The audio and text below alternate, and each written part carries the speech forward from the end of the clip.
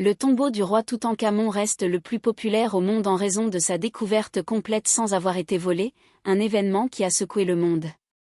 Il a été découvert par l'égyptologue britannique Howard Carter en 1922, grâce au financement de Lord Carnarvon, dans la vallée de le quartier des rois à Luxor. Après, l'enfant Hussein Abdul Rasoul l'a conduit à son emplacement, et il a été la plus grande découverte, et l'événement a occupé les principales images de la presse étrangère, et 2 ans après la découverte du tombeau, le cercueil doré du roi a été retrouvé, et plus précisément ce jour-là, le 3 janvier 1924 après J.C.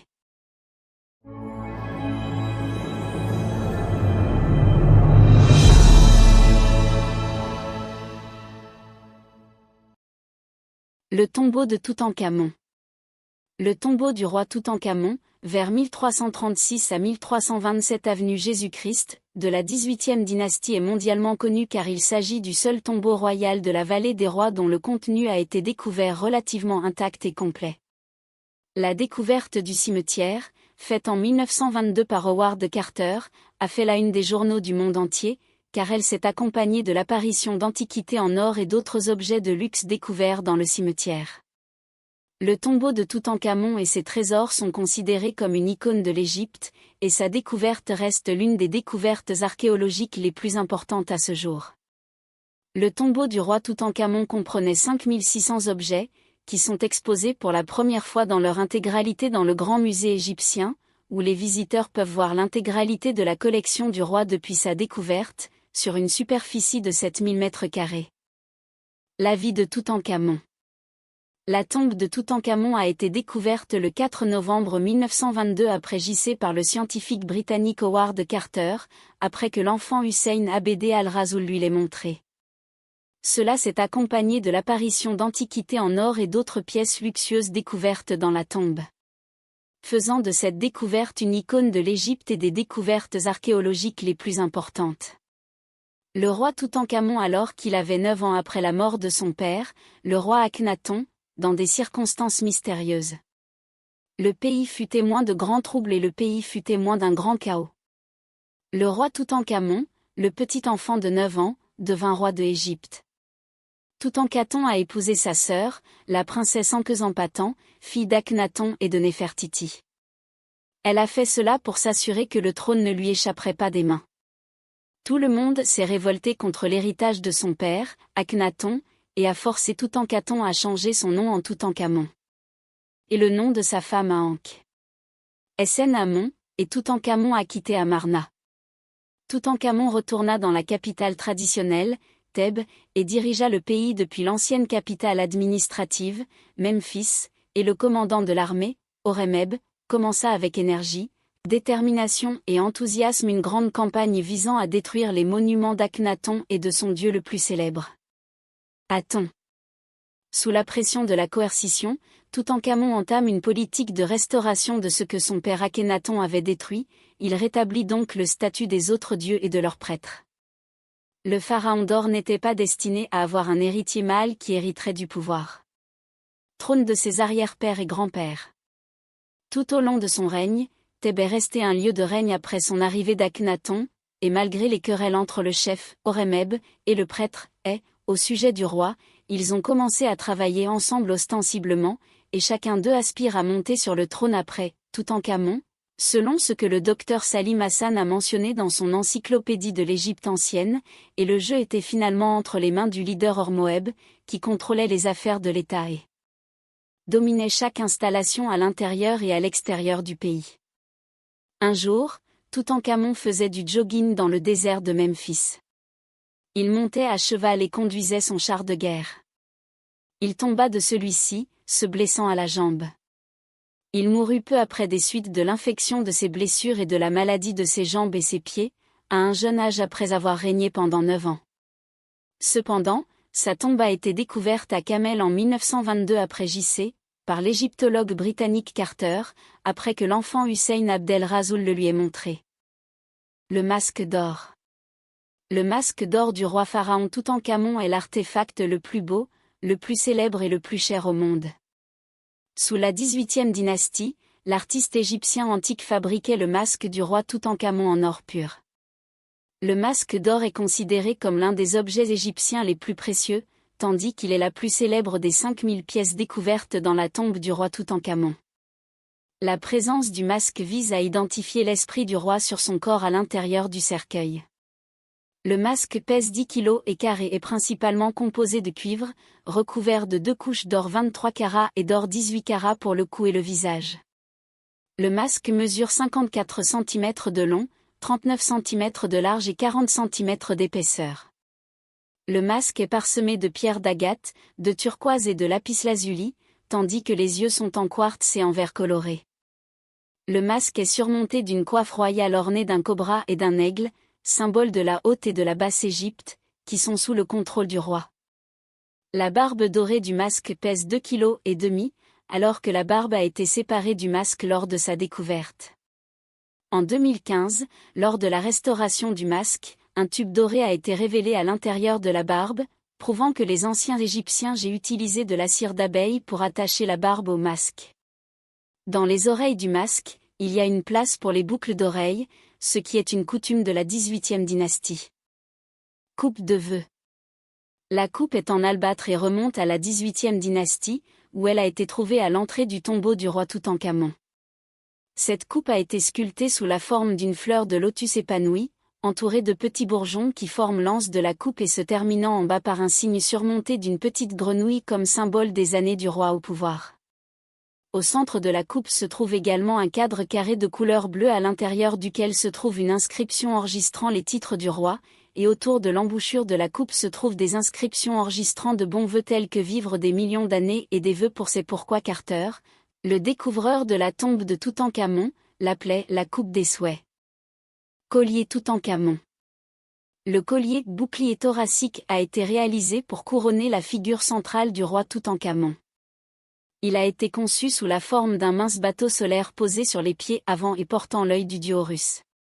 Il a été préparé à partir d'un croissant de lune en or.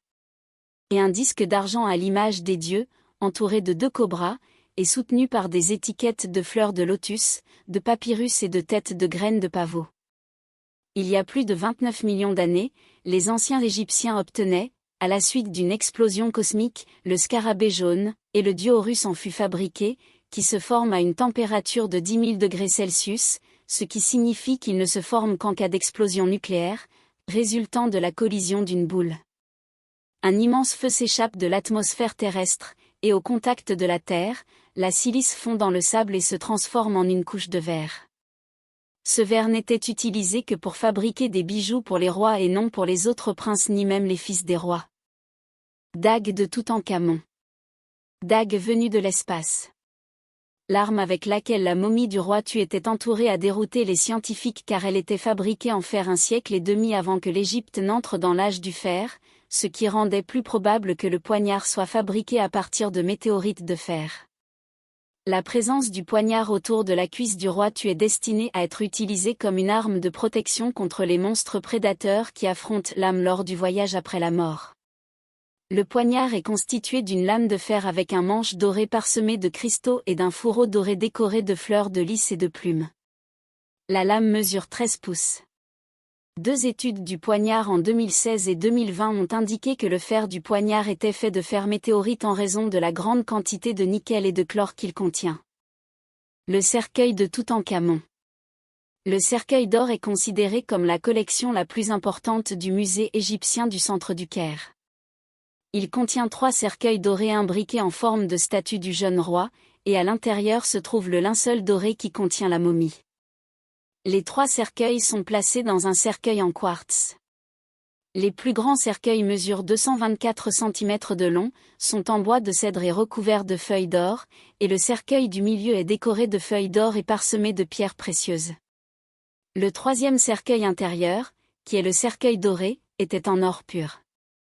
Le cercueil pèse 110 kg d'or et sur lui se trouve le masque doré du visage du roi Toutankhamon. Il est parsemé de pierres semi-précieuses et pèse 11 kg, qui couvraient le visage de la momie. À l'intérieur du cercueil ont été trouvés environ 150 colliers, bagues, une couronne d'or et des bâtons d'or. Elle est incrustée de pierres précieuses et de verre coloré, et la barbe est en or incrustée de verre. Avec verre bleu. Chaise-trône. Ce grand fauteuil était en bois plaqué d'or et d'argent, et décoré de pierres semi-précieuses et de verre coloré. La reine est représentée ici sur le dossier, penchée tendrement sur le roi, tandis que le disque du soleil envoie ses rayons bâtons vers le couple royal. Dans la sculpture sur le dossier de la chaise, il y a une image du roi portant une couronne composée et un large collier, tandis que la reine porte une magnifique couronne sur la tête. Les corps du roi et de la reine sont incrustés de verre coloré, tandis que les corps sont recouverts d'argent, imitant le lin blanc. Le devant des armes du trône est protégé par 2 lions qui protègent le nom du roi. Le trône est pourvu d'un repose-pied en bois sur lequel sont gravées des images symboliques des ennemis du nord et du sud de l'Égypte, connus sous le nom de 9 arcs. Ils sont attachés et allongés sur le sol en signe d'humiliation. Quant aux oiseaux représentés, connus sous le nom de raquites, qui fait référence au peuple, ici représenté sous le contrôle du roi.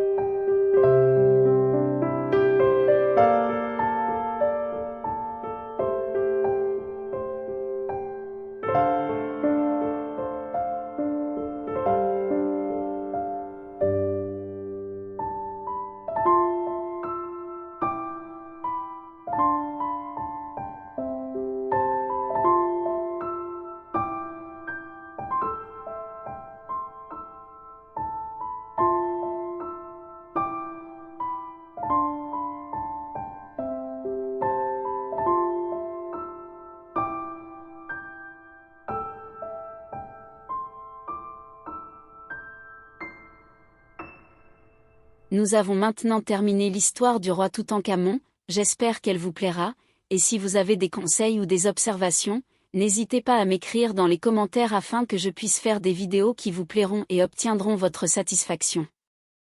Merci de m'avoir suivi et j'espère que vous vous abonnerez à la chaîne pour me soutenir afin que je puisse continuer. Souhaitez-vous que les prochaines vidéos parlent de lieux touristiques avec des photos et des vidéos, comme Luxor, Aswan et Hurghada, et fassent une pause dans l'histoire pharaonique?